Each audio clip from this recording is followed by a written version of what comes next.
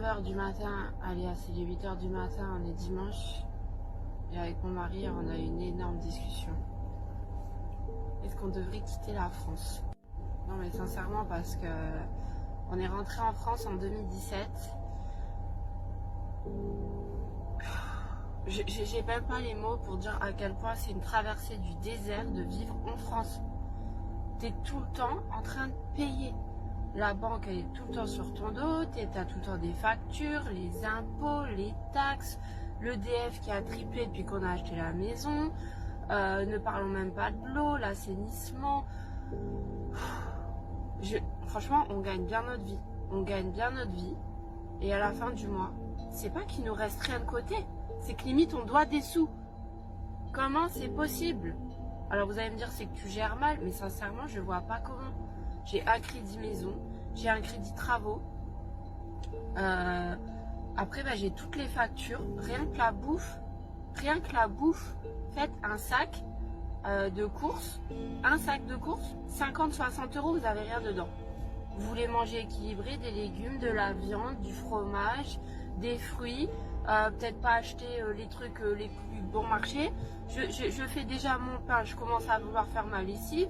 Bientôt, faut faire quoi? Faut que j'aille mettre un petit vélo au fond du jardin pour faire mon électricité.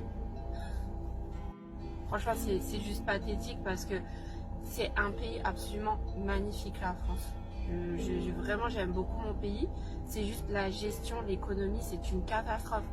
Pour avoir vécu à l'étranger pendant des années, je peux vous assurer que non, c'est vrai, l'herbe est parfois plus verte ailleurs. Alors il y a des autres inconvénients, mais économiquement parlant, il n'y a pas photo.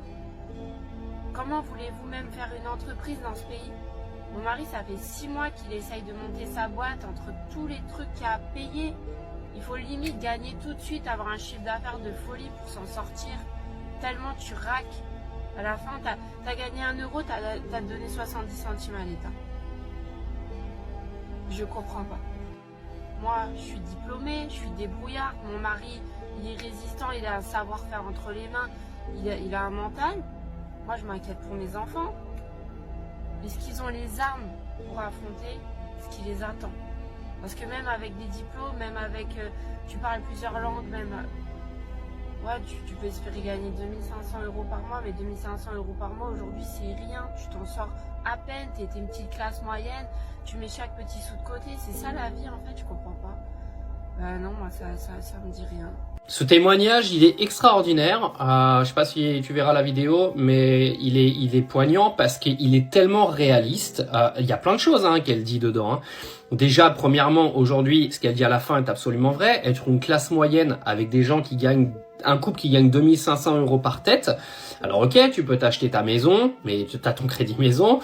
Tu peux acheter tes voitures, mais il suffit que tu aies 2 ou 3 enfants et mine de rien, tu vas mettre assez de côté pour aller te payer 2 semaines de vacances au mois d'août et point barre, et tu vas retourner travailler comme un ouf.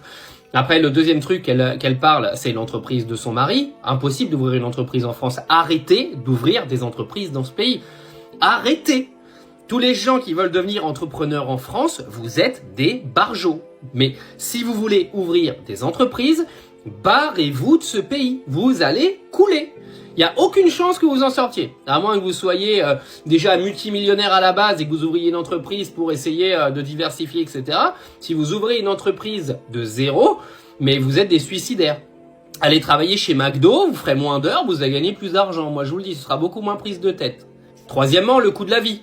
Moi, je vois ma mère retraitée, 1100 € de retraite, 400 € d'électricité mensuelle. 400 balles d'électricité. Et derrière, le loyer, c'est 600 balles. De toute façon, tu trouves pas moins cher. Donc, du coup, loyer, électricité, paf, plus de thunes.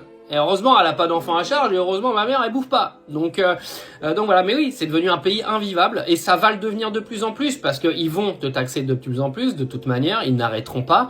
Faut savoir que l'économie du pays est à la rue, à la ramasse. Donc, automatiquement, quand tu as une économie à la ramasse, va bien falloir que le peuple renfloue les caisses. Parce que, on a des présidents qui les ont vidés. Le président, lui, il s'en fout. Il continuera de se prendre des tartes dans la gueule par sa femme et il continuera de faire des dîners à Versailles avec des verres en cristal. Mais voilà, elle a tout résumé. Bravo pour cette vidéo.